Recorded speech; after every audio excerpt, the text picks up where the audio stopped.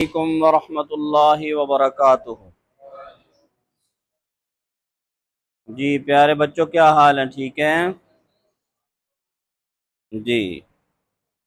आज हम जो सबक पढ़ेंगे सूरह बकरा आयत नंबर 35। सूरह बकरा आयत नंबर 35 पारा नंबर 1। सूरह बकरा आयत नंबर 35 पारा नंबर 1। शाबाश, जल्दी से निकाल लीजिए।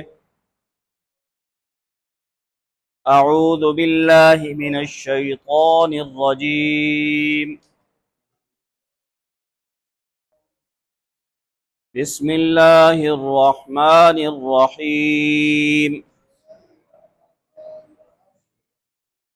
जी आयत नंबर 35 तर्जमा देखिए।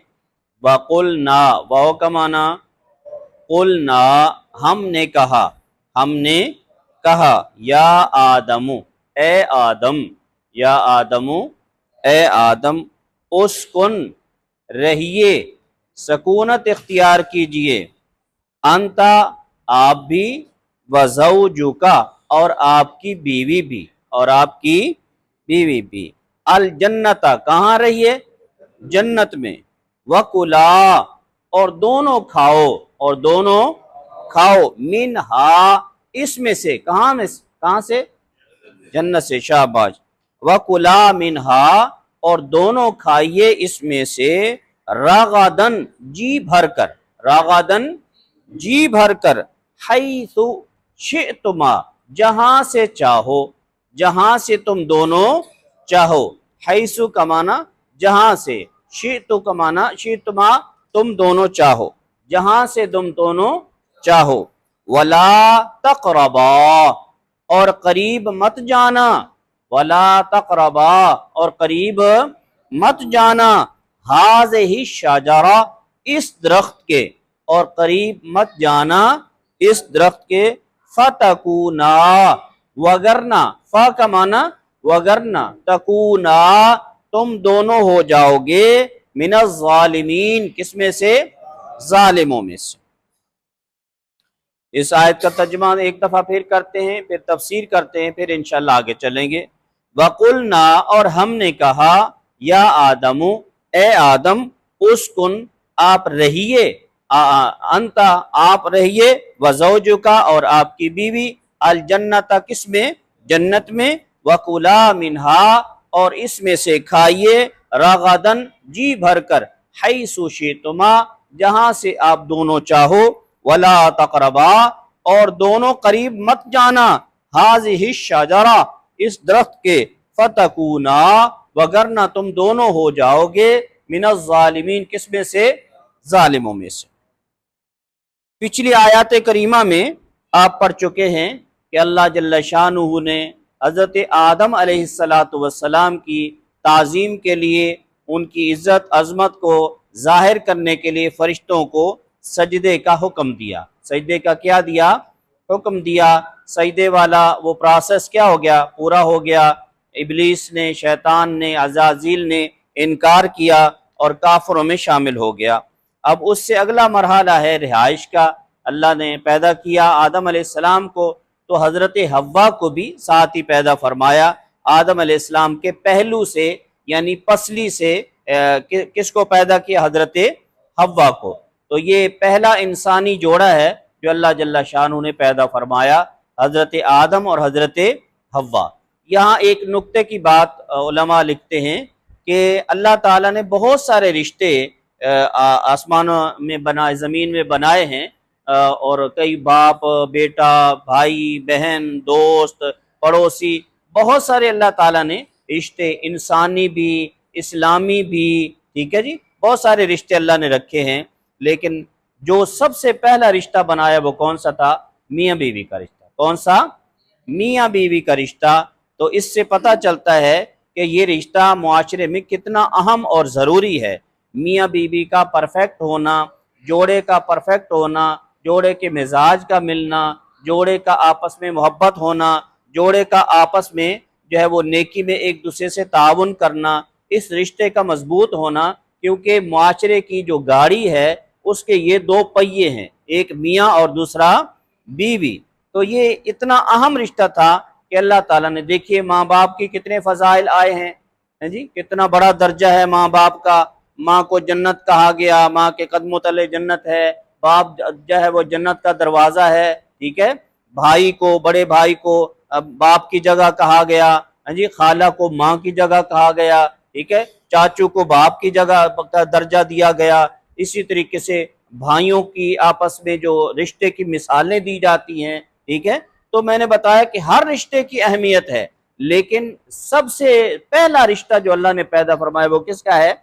मियाँ बीवी का रिश्ता है। इससे पता चलता है कि मुआशरे की मेन जो गाड़ी के दो पहिए हैं वो कौन से हैं?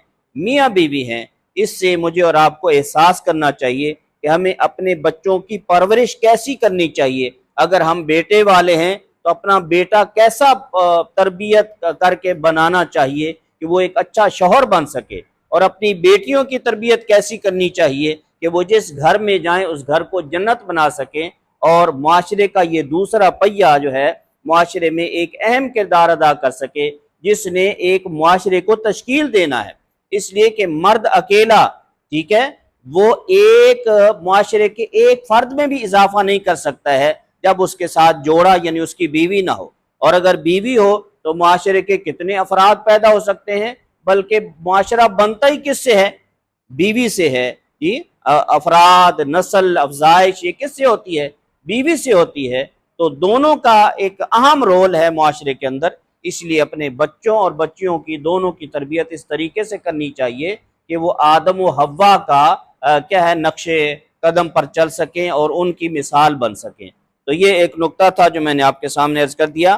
तो अल्लाह ताला ने हज़रत आदम को, हज़रत हव्वा को पैदा फरमाया। लफ्ज़ आदम ये अदम से निकला है, और बाज़ ने जो है वो आदमा इसका बताया है मादा कि वहाँ से निकला है। आदम को, आदम जो है वो दो तीन माने बल्कि कई माने इसके लिखे हैं। एक माना आदम का ये लिखा है कि अदम से निकला है यानी चमड़ा। तो चूंकि इंसान चमड़े वाला होता है इसलिए इसको क्या कहते हैं? आदम कहते हैं। और दूसरा माना इसका आदम का क्या है कि ये मट्टी से चूंकि पैदा हुआ है तो मट्टी को क्या कहते हैं? आदम कहते हैं, अदम कहते हैं। इसलिए इसको क्या कहा जाता है? आदम कहा जाता है। और तीसरा ये लिखा है कि आदम अलैहिस्सलाम का जो रंग था वो गंदमी रंग था। कैसा रंग था? गंदमी रंग था। तो गंदमी रंग वाले को क्या कहते हैं? आदम कहते हैं। तो ये रंग हम आदम अलैहिस्सलाम की तकरीबन तमाम औलाद में मुश्तरक है। बहुत थोड़े लोग हैं जो गोरे हैं या क्या है गंदमी रंग से थोड़े से हट कर हैं, वरना अक्सर जो है वो नस्ल आदम अलैहिस्सलाम की जो है वो गंदमी रंग पर क्या है? मुश्तमिल है, ठीक है। और हजरत हव्वा जो है वो, चूंकि मैंने अभी बताया कि आदम अलैहिस्सलाम की पसली से पैदा हुई। हव्वा किसे कहते हैं? सुर्ख और स्याही माइल जो रंग होता है, सुर्ख रंग हो और स्याह होंठ, ऐसी जो है वो खातून को क्या कहते हैं? हव्वा कहते हैं। और किताबों में लिखा है, उलमा लिखते हैं कि हजरत हव्वा दुनिया की सबसे खूबसूरत तरीन खातून थी, हजरत हव्वा, ठीक है। तो ये थोड़ा सा उनकी हिस्ट्री मैंने बता दी। तो आदम और हव्वा को अल्लाह ताला ने पैदा फरमाया। उसके बाद जो है वो रिहाइश के लिए जन्नत में ठहराया और जन्नत में रहने की इजाज़त अता फरमाई, और फरमाया कि जन्नत की जितनी भी नेमतें हैं ये आप इस्तेमाल कर सकते हो, जी भर कर खाओ, लेकिन एक दरख्त जो है वो उसके करीब नहीं जाना है, ठीक है। यानी करीब ना जाने का मतलब क्या है कि उसे खाने के लिए इस्तेमाल नहीं करना है, ठीक है। तो वरना क्यों तो तुम क्या हो जाओगे? जालिमों में से हो जाओगे। ये दरख्त कौन सा है? तो कुरान करीम ने इसकी कोई वजाहत नहीं फरमाई है। अहादीस मुबारका में भी कोई इसकी वाज़े जो है वो तफसील नहीं मिलती है। अलबत्ता उलमा ने अपनी तहकीकात लिखी हैं। बाद ने लिखा है कि वो खजूर का दरख्त था, सहाबा से मनकूल हैं, खजूर का दरख्त था। बाद ने लिखा है कि वो अंगूर का दरख्त था। बाद ने लिखा है कि वो जो है वो क्या है, जैतून का दरख्त था। बाद ने लिखा है कि वो गंदम का दरख्त था। इस तरीके से मुख्तलिफ अकवाल हैं कि गंदम का दरख्त था जो जिससे अल्लाह ताला ने क्या किया था? मना किया था। और ये फरमाया कि इस दरख्त के आपने करीब नहीं जाना है, यानी इसको खाना नहीं है। बाकी जितने भी हैं आप जन्नत की नेमतें, फल, मेवा जात वो इस्तेमाल कर सकते हैं। फ़तकूना मिनज़ ज़ालिमीन, अगर ऐसा कर लोगे तो चूंकि अल्लाह ताला की नाफरमानी हो जाएगी तो तुम जालिमों में शामिल हो जाओगे, जालिम बन जाओगे। इससे पता चला कि गुनाह करना ये जुल्म है। गुनाह करना क्या है? जुल्म है। आम तौर पर हम जुल्म कहते हैं, किसी को तमाचा मार दिया, कहते जी बड़ा जालिम है, देखो इसने मार दिया है जी। किसी को जो है वो किसी ने किसी का कत्ल कर दिया, हम उसको जालिम कह देते हैं। किसी ने किसी को गाली दे दी, हम कहते हैं ये जालिम है। किसी ने किसी का हक मार लिया, हम कहते हैं ये जालिम है। ये सब जालिम की जो है वो क्या है, तारीफ में आते हैं। लेकिन सबसे बड़ा जुल्म जो है वो कुफर है, शिरक है, और उसके बाद कौन सा है? गुनाह करना। ये क्या है? जुल्म है। इसलिए अल्लाह ने फरमाया कि चूंकि ये दरख्त नहीं खाना है, अगर खाओगे तो गुनाह हो जाएगा, और अगर गुनाह हो गया तो ये क्या है? गुनाह करना जुल्म है। इसलिए फरमाया तुम जालिमों में शामिल हो जाओगे। ठीक है जी, आगे चलते हैं जी। यहाँ एक जो है वो सवाल ये जहन में आता है, मुफस्सिरीन ने इसको हाईलाइट किया है कि आदम अलैहिस्सलाम को अल्लाह ताला ने तो खलीफा बनाया था ज़मीन के लिए, तो यहाँ जन्नत में ये क्यों ठहराया है? तो इसका जवाब आगे भी इंशाल्लाह चल कर देते हैं। तो बहरहाल अगली आयत मुकम्मल करते फिर इंशाल्लाह। ये सवाल आपने ज़हन में रखना है कि वो तो ज़मीन के लिए पैदा किए गए थे, फिर जन्नत में वहाँ रहने का क्या मकसद है और वहाँ ठहराने का क्या मतलब है? डायरेक्ट ज़मीन पर भेज दिए जाते। जब पैदा ही किसके लिए किए गए थे?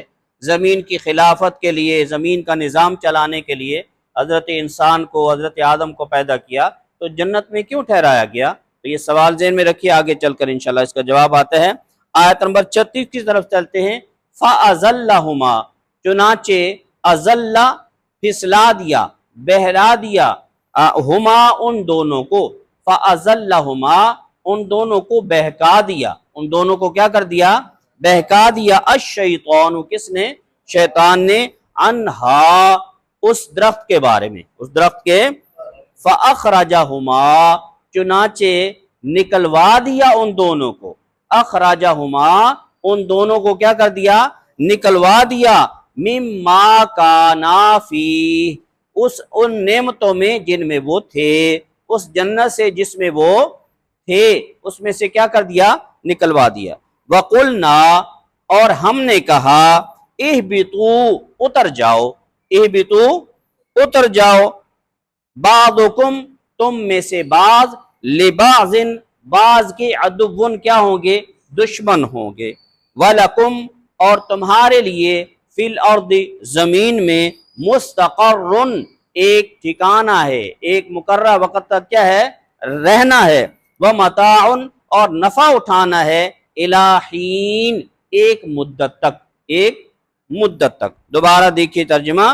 फ़अज़ल्लहुमा उन दोनों को, चुनाचे उन दोनों को बहका दिया, अश-शैतानु शैतान ने, अनहा उस दरख्त के बारे में, फ़अख़रजहुमा चुनाचे उसने निकलवा दिया उन दोनों को, मिम्मा काना फी उन नेमतों में जिनमें वो थे, वक़ुलना और हमने कहा, इहबितू तुम उतर जाओ, बादुकुम लिबाद तुम एक दूसरे के, अदुव्वुन क्या होगे? दुश्मन होगे, वलकुम और तुम्हारे लिए, फिल अर्दी जमीन में, मुस्तक़र्रुन एक वक़्त तक क्या है? ठहरना है, व मताउन और नफा उठाना है, इला हीन एक मुद्दत तक, इला हीन एक मुद्दत तक। ठीक है जी। फ़अज़ल्लहुमा पिछली आयत में देखा अल्लाह करीम ने मना फरमाया था कि उस दरख्त के करीब नहीं जाना है, यानी उसको इस्तेमाल नहीं करना है। ठीक, इसमें एक इशारा भी है कि जो चीज़ गुनाह होती है उसका करना तो दूर, उसके करीब भी नहीं जाना चाहिए। इसलिए कि जब आदमी करीब हो जाता है किसी चीज़ के, तो फिर बाज़ दफ़ा उस चीज़ में इन्वॉल्व भी हो जाता है, उस चीज़ को कर भी बैठता है। इसलिए फरमाया कि करीब भी नहीं जाना है। तो ये फरमाया, तो शैतान ने बहका दिया। कैसे बहकाया? कि शैतान ने ये बताया कि ये जो दरख्त है ये असल में इसकी अंदर बहुत ज़्यादा ताकत है और ये इंसान को हमेशा के लिए ज़िंदा कर देता है। इंसान को मौत नहीं आती है, हमेशा की ज़िंदगी के लिए ये दरख्त है। लेकिन पहले चूँकि आप नए नए पैदा हुए थे तो आपके अंदर कैपेसिटी नहीं थी इसको बर्दाश्त करने की, इसकी ताकत को जो है वो बर्दाश्त करने की, कि आप इसको हजम कर पाते या इसको बर्दाश्त कर पाते, इसलिए अल्लाह ने मना फरमाया था। क्योंकि अब जन्नत में कुछ अरसा आपने रह लिया है, तो अब अल्लाह ताला ने क्या है, चूंकि तुम्हारे अंदर वो ताकत पैदा कर दी है बर्दाश्त की, इसको हजम करने की, वो कैपेसिटी तो तुम्हारे अंदर आ गई है, इसलिए अब तुम इसको क्या कर सकते हो, इस्तेमाल कर सकते हो। तो इस तरीके से उसने बहकाया, और साथ साथ जो है वो उसने क्या दे दी, कसम भी दे दी। अब इंसान भोला भाला, आपको पता है कि कसम पर क्या कर लेता है, यकीन कर लेता है कि कसम से बड़ी तो कोई मोतबर बात नहीं होती है, इसलिए उसने कसम भी दे दी। और ये सब कुछ उसको करने की जरूरत क्यों थी, इसलिए कि पीछे आपने पढ़ा है कि जब सजदा नहीं किया, अल्लाह ताला ने सारी उम्र की इबादत क्या कर दी, ज़ाय कर दी, और आइंदा के लिए भी क्या है, रांदा दरगाह कर दिया। तो उसने इंतकाम की ठान ली, और इंतकाम का ये उसका पहला मौका था। उसने इस मौके को गनीमत जाना और उस इंतकाम के सिलसिले में ये कारनामा सर अंजाम दिया कि आदम अलैहिस्सलाम यानी इंसानों के पहले जोड़े को ही क्या कर दिया, अपने जाल में फंसाने की कोशिश की, और यूं जो है वो कसम देकर इन दोनों को कहा कि अब तुम खा सकते हो, क्योंकि पहले बर्दाश्त की ताकत नहीं थी तुम्हारे अंदर, इसलिए इस्तेमाल कर सकते हो। चुनाचे उन्होंने क्या कर लिया, इस्तेमाल कर लिया। क्योंकि हमारी अम्मा जान भी साथ थी, हजरत हव्वा, उन्होंने भी थोड़ा सा इसरार किया। क्या किया, इसरार किया। जैसे कि हमारे यहाँ बाज़ दफ़ा ख़वातीन की ये अल्लाह ने फितरत बनाई है, जिद करने लग जाती है किसी चीज़ पर, जी पैड़ा की हो गया, हाँ जी खा लवेंगे तो की हो जाएगा, चखते लइए मुंडा कसमा खाई जाता, इसे तो मान नहीं जाओ। ये एक ताबीर है, मैं दे रहा हूँ कि इस अंदाज से उन्होंने कहा होगा। बहरहाल उन्होंने इसरार किया तो हज़रत आदम अलैहिस्सलाम ने वो खा लिया। तो इसलिए हदीस मुबारक में आता है कि हज़रत हव्वा की वो ख़ता जो है वो आगे इंसान जो है वो क्या है, ख़वातीन भी क्या चल रही है, वो फितरतन चल रही है कि वो इस तरह मिजाज, उनके मिजाज के अंदर ये चीज़ आ गई है ख़वातीन के अंदर। तो बहरहाल क्या है कि ये इस तरीके से फ़अख़रजहुमा, चुनाचे अल्लाह करीम ने मना फरमाया था कि इस दरख्त के करीब नहीं जाना है। और आपको पता है कि जन्नत में वो लोग रहते हैं जो हर खता हर गुनाह से क्या होकर जाते हैं, पाक होकर जाते हैं। ठीक है, आपको पता है कि यहाँ भी जो दुनिया में हमारा सिस्टम है, कब्र में जाएंगे, कब्र के बाद उठेंगे और फिर जो है वो अल्लाह के हुजूर पेश होंगे, फिर गुनाहों का जो है वो क्या है, नेकियों का हिसाब किताब होगा। तो जितनी भी खताएं, गुनाह, छोटे बड़े, सब जो है जब क्लियर हो जाएंगे, फिर कहाँ जाएंगे, जन्नत में जाएंगे। तो चूंकि ये खता हो चुकी थी, मिस्टेक हो गई, इसलिए वो जन्नत में रहने के काबिल नहीं रहे। तो अल्लाह ताला ने क्या कर दिया, वहां से फिर जन्नत से निकाल दिया, और इसने निकलवा दिया, यानी ये जरिया बन गया।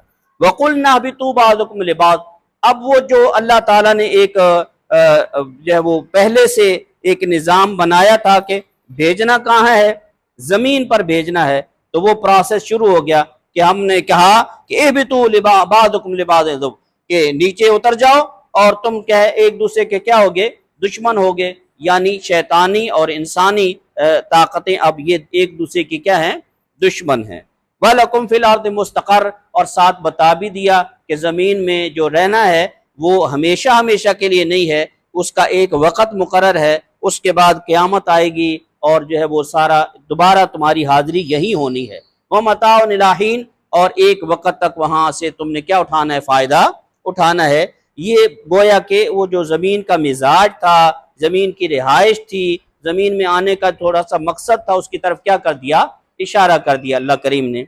अब यहाँ पर उस सवाल को दोबारा ले आते हैं कि अल्लाह ताला ने जब भेजना ही ज़मीन पर था, तो ये जन्नत में ठहराने का क्या मकसद था। तो उसका जवाब ये है कि अल्लाह ताला ये बताना चाहते थे कि असल ठिकाना तुम्हारा यही है, तुम्हारा और तुम्हारी औलाद का असल ठिकाना यही है, जिसे क्या कहते हैं, जन्नत कहते हैं। क्या कहते हैं, जन्नत कहते हैं। तो इसके थोड़े से मज़े, नेमतें, वो जो अल्लाह की जो है वो यहाँ प्रोटोकॉल्स हैं, उनको तुम खुद अपनी आंखों से देख कर जाओ, ताकि अपनी औलाद को क्या कर सको, बता सको कि वो कैसी जगह है। ठीक, और फिर जो है वो अल्लाह ताला ने एक खता के जरिए से क्या कर दिया, उसका चूंकि कोई जरिया बनाना था तो उसके उस खता के जरिए से फिर अल्लाह ताला ने क्या कर दिया, जमीन की तरफ भेज दिया और साथ बता दिया कि जमीन ऐसी नहीं है भाई, जमीन जन्नत नहीं है, वहाँ मुश्किलात हैं, दुश्मनी है, हाँ जी, शैतानी ताकतें तुम्हारे साथ लगी हुई हैं, ठीक है। वो कोई जो है वो क्या है, फूलों की सेज नहीं है, तुम्हारा कुफर के साथ, शैतानी ताकतों के साथ, नफ्स के साथ, हाँ जी, नेकियों से रोकने वाली बहुत सारी जो है वो मुहर्रिकात के साथ तुम्हारा क्या होगा, सामना होगा। इसलिए ये तुम्हें एक झलक दिखाई है कि देखो तुम्हारे दुश्मन ने तुम पर क्या किया है, वार किया और तुम्हें अपने मकसद से बहका दिया, अल्लाह के हुक्म से क्या कर दिया, दूर कर दिया। यही चीज कहाँ दुनिया में पेश आएगी, अल्लाह ने उसकी क्या दिखा दी, एक झलक दिखा दी, जन्नत भी दिखा दी और दुनिया में जो होना था उसका एक नमूना बता दिया कि दुनिया में तुम्हें शैतानी ताकतों का क्या करना पड़ेगा, सामना करना पड़ेगा, तो जरा संभल के चलना। वहां दुश्मन तुम्हारे होंगे शैतान की शक्ल में और इंसानों की शक्ल में भी। और फिर फरमाया कि जमीन में रहना है तो हमेशा हमेशा के लिए नहीं रहना है, बल्कि एक वक्त आपका क्या है, मुकर्रर है, उसके बाद फिर वापस तुमने लौट कर आना है और हमें हिसाब किताब देना है। वहां वह मताउन लाहीन, एक वक्त तक तुमने क्या करना है, नफा उठाना है। अगली आयत देखिए जी, आयत नंबर 37, फतलक्का आदमु, चुनाचे सीखे आदमु, किसने, आदम अलैहिस्सलाम ने, मिर रब्बिही, अपने रब से, कलिमातिन, कुछ कलिमात, फताबा अलैही, तो अल्लाह ने उनको क्या कर दिया, मुआफ कर दिया। इन्नहू, इन्नहू हु, बेशक वही है, अत्तवाब, बहुत ज्यादा मुआफ करने वाला, अर्रहीम, बेहद मेहरबान। अत्तवाब, बहुत ज्यादा मुआफ करने वाला, बेहद मेहरबान, ठीक है। दोबारा तर्जुमा देखिए, फतलक्का आदमु, चुनाचे आदम अलैहिस्सलाम ने सीखे, मिर रब्बिही, अपने रब से, कलिमातिन, कुछ कलिमात, कुछ अल्फाज, फताबा अलैही, चुनाचे अल्लाह ने उनकी तौबा क्या फरमाई, कबूल फरमाई। इन्नहू, बेशक वही है, अत्तवाबुर रहीम, क्या करने वाला, बहुत तौबा कबूल करने वाला, अर्रहीम, बेहद मेहरबान, बेहद मेहरबान, ठीक है। आदम अलैहिस्सलाम से खता हुई और फिर आदम अलैहिस्सलाम को एहसास हुआ कि अल्लाह के हुक्म की क्या हुई, नाफरमानी हुई, अनजाने में हो गई, तो आदम अलैहिस्सलाम फिक्रमंद हुए कि अब मैं कैसे अल्लाह के हुजूर अपनी तौबा का, अपनी शर्मिंदगी का क्या करूं, इजहार करूं। तो अल्लाह ताला ने रहमत फरमाई, अपना फजल फरमाया और कुछ कलिमात अल्लाह करीम ने सिखाए, जो आगे सूरह आराफ में चलकर आप पढ़ेंगे, रब्बना ज़लमना अनफुसना व इल्लम तग़फिर लना व तरहमना लनकूनन्ना मिनल खासिरीन। और बाज़ सहाबा किराम ने लिखे हैं, सुब्हानकल्लाहुम्मा व बिहम्दिका व तबारक अस्मुका व तआला जद्दुका व ला इलाहा इल्ला अंता, व ला इलाहा इल्ला अंता ज़लमतु नफ्सी फ़ग़फ़िरली फ़इन्नका, क्या है, यग़फ़िरुज़्ज़ुनूब तग़फ़िरुज़्ज़ुनूब, इस तरह के अल्फाज हैं।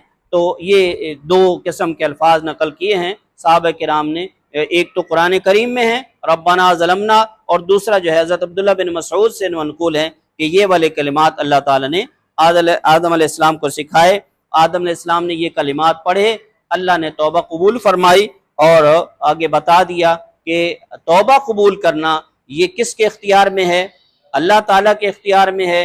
अल्लाह के सिवा कोई इस कायनात में ऐसी ताकत नहीं है जो तौबा को क्या करे, कबूल करे। और अल्लाह ताला को तौबा कितनी ज्यादा पसंद है उसके बारे में फरमाया, अत-तव्वाब, बहुत ज्यादा, बहुत ज्यादा। चुनांचे हदीस मुबारक में आता है, ये बात करके सबक खत्म करते हैं। हदीस मुबारक में आता है कि एक आदमी गुनाह कर बैठता है, उसको एहसास होता है तो अल्लाह ताला के पास आता है कि या अल्लाह, अल्लाह के हुजूर हाजिर होता है कि या अल्लाह मेरे से गलती हो गई, मुझसे गुनाह हो गया, मुझे माफ़ कर दीजिए। तो अल्लाह ताला फरमाते हैं कि देखो मेरे इस बंदे को पता है कि मैं माफ़ करने वाला मैं ही हूँ, मेरे अलावा कोई माफ़ करने वाला नहीं है, और मेरे बंदे को ये भी पता है कि मैं इसकी क्या कर सकता हूँ, पकड़ कर सकता हूँ। तो अल्लाह ताला फरमाते हैं मैंने इसे माफ़ किया, मैंने इसे क्या किया, माफ़ किया। मैं कुछ अरसे के तक वो सही रहता है, अच्छे रास्ते पर चलता रहता है, फिर कोई गुनाह कर बैठता है, फिर अल्लाह के हुजूर हाजिर हो जाता है कि या अल्लाह मेरे से गलती हो गई, मुझे माफ़ कर दे। अल्लाह ताला फिर फरमाते कि देखो इस बंदे को अब भी पता है, यकीन है कि तौबा यहीं से कबूल होगी, अल्लाह ही तौबा कबूल करने वाला है, माफ़ करने वाला है, और इसको ये भी यकीन है कि अल्लाह मेरी पकड़ भी कर सकता है। फरमाया मैंने तुम्हें माफ़ किया। ऐसे 3-4 दफ़ा फरमाया आगे चलते चलते कि वो बार बार ऐसा करता है। अल्लाह करीम फरमाते हैं कि मैंने इसे माफ़ किया, ये चाहे जितना मर्जी इस तरह करता रहे, मैं इसे माफ़ करता रहूँगा, मैं इसे माफ़ करता रहूँगा। अल्लाह ताला को माफ़ करना इतना ज़्यादा पसंद है। ये मतलब नहीं है कि गुनाह करना चाहिए, लेकिन बताया कि अल्लाह ताला क्या है कि जब तक इंसान के अंदर एहसास, निदामत, शर्मिंदगी, गुनाह का जो है वो क्या है नुकसान सामने रहता है, अल्लाह ताला माफ़ फरमाते रहते हैं। तो इसलिए और हदीस मुबारक में भी आता है, खैरुल खत्ताइन तव्वाबून, सबसे बेहतरीन गुनाहगार, गुनाहगार को कोई बेहतरीन कहता है, लेकिन फरमाया बेहतरीन गुनाहगार वो हैं अत्तव्वाबून, जो कसरत से क्या करते हैं, तौबा करते हैं। तो अल्लाह ताला को तौबा पसंद है और अल्लाह ताला तौबा कबूल करने को भी क्या करते हैं, पसंद करते हैं। सदक़ल्लाहु मौलाना अज़ीम। याद कर लेंगे इंशाल्लाह।